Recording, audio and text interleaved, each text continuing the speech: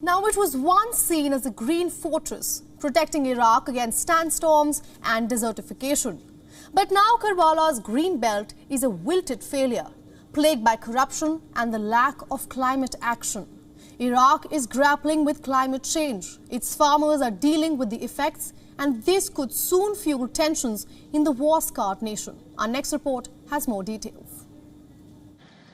It was once envisioned a lush green fortress, standing as a barrier against desertification and sandstorms.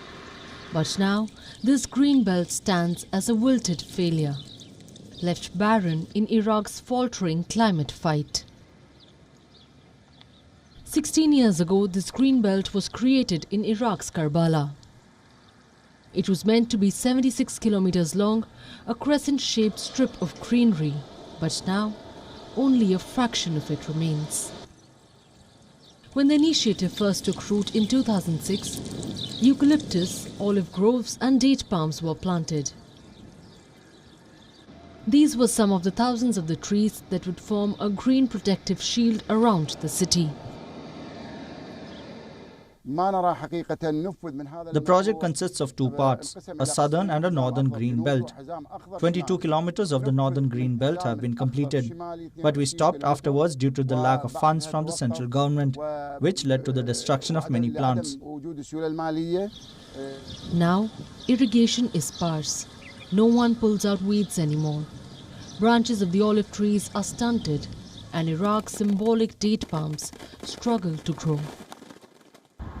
It was meant to be a buffer against frequent dust storms, but has since done very little to reduce its impact. Earlier in April, 2 such storms blanketed Iraq in less than 1 week.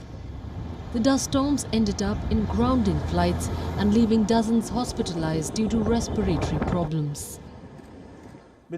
We were very happy when the Green Belt project was launched, because it would have served as an effective bulwark against wind and dust.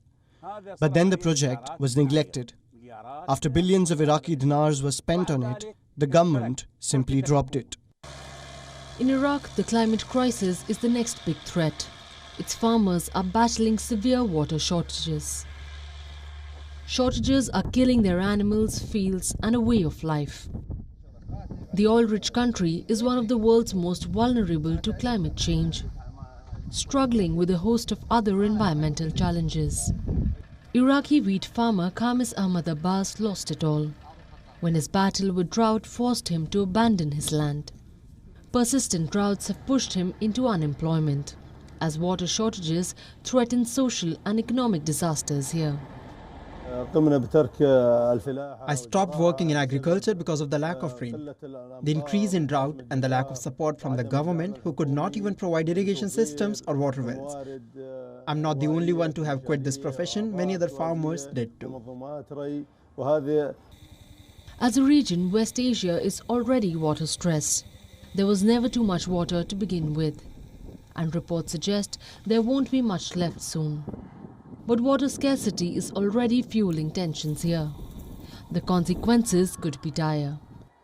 Areas could become uninhabitable. Tensions over water sharing could rise, and political violence could erupt over water. Iraq has witnessed persistent drought over the years. Sometimes temperatures are so high it could become inhabitable soon. Add climate change to the bag, and the future of water here is as grim as ever. West Asia Bureau, WION World is One.